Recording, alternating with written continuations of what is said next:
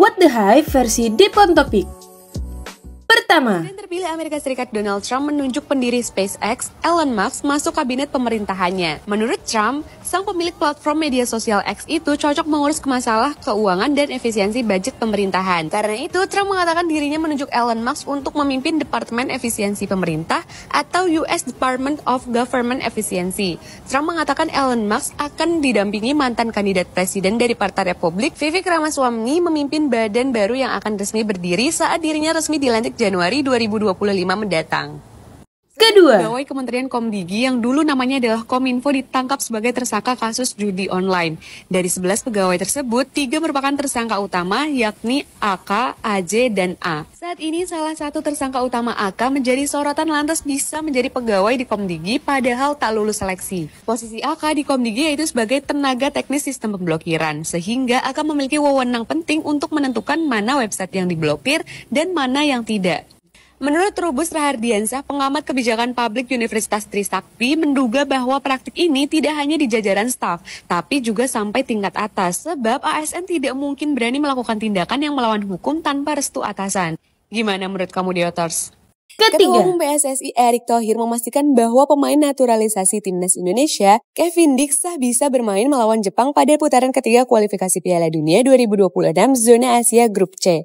Kevin Dix sendiri baru menyelesaikan proses naturalisasi pada Jumat 8 November 2024 usai mengambil sumpah WNI di KBRI Denmark. Sejak saat itu, Kevin Dix sempat diragukan bisa memperkuat Timnas Indonesia saat melawan Samurai Biru karena waktu yang tersedia sangat mepet.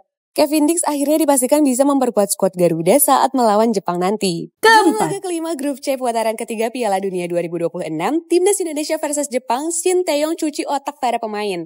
Pelatih Timnas Indonesia tersebut menanamkan cara berpikir yang bagus untuk skuad Garuda agar tidak ciut saat melawan Jepang.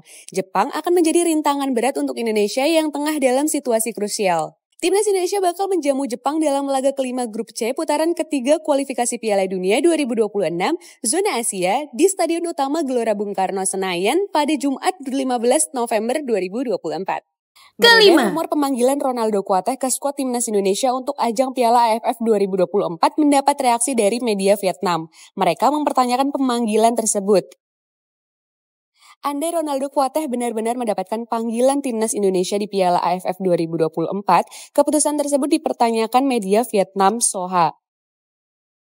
Media tersebut menyebut Ronaldo tampil buruk bahkan tak mendapatkan tempat di klub. Jadi apakah Kuateh bisa memperkuat skuad Timnas Indonesia? Gimana menurut kalian, Deoters? BMKG mengungkapkan debu vulkanik letusan Gunung Lewatobi laki-laki di Pulau Flores, Nusa Tenggara Timur telah menyebar hingga ke Pulau Lombok di Nusa Tenggara Barat. Sejak 3 November 2024, Gunung Lewatobi laki-laki mengalami beberapa kali erupsi hingga hari ini. Data Pusat Vulkanologi dan Mitigasi Bencana Geologi menyebutkan erupsi yang terjadi pada 12 November 2024 bahkan mencapai 9.000 meter dari puncak gunung berapi kembar tersebut. Otoritas ketujuh, Jasa Keuangan atau OJK bakal menyusun peraturan terkait Inisiatif Credit Scoring atau ICS atau Pemeringkatan Kredit Alternatif atau PKA. Dengan peraturan ini, PKA bisa jadi pelengkap Sistem Layanan Informasi Keuangan atau SLIK yang menjadi acuan lembaga pembiayaan memberi dana ke debitur. Hasan mengungkapkan fungsi PKA ini untuk menerbitkan skor kredit dari individu dan UMKM. Gimana nih tanggapan kalian, Dieters? kedelapan, Timnas Indonesia berpeluang mendapatkan keuntungan besar meski cuma bermain imbang saat menjamu tim raksasa Asia Jepang pada Jumat 15 November 2024. Menyirat football ranking, Timnas Indonesia yang menduduki peringkat 130 dalam ranking FIFA akan mendulang banyak poin andai meraih hasil positif melawan tim peringkat 15 dunia itu. Rinciannya, Timnas Indonesia akan mendapatkan plus 22,07 poin jika mampu menghancurkan alias mengalahkan Timnas Jepang. Sementara andai meraih hasil imbang, Timnas Indonesia masih juga ketiban untung besar karena bakal menambah 9,57 poin. Gimana nih menurutmu, Dioters? Kesembilan. Media sosial calon gubernur Jakarta nomor urut 1 Ridwan Kamil yang berkeinginan membangun fasilitas gym di pinggir jalan raya terutama di dekat halte Transjakarta. Calon gubernur Jakarta nomor urut 1 Ridwan Kamil berencana untuk membuat fasilitas gym untuk masyarakat. Fasilitas gym tersebut nantinya akan disediakan di pinggir-pinggir jalan. RK mencontohkan fasilitas gym dibuat dekat dengan halte sehingga masyarakat Jakarta bisa menggunakan gym tersebut di tengah-tengah menunggu Transjakarta datang.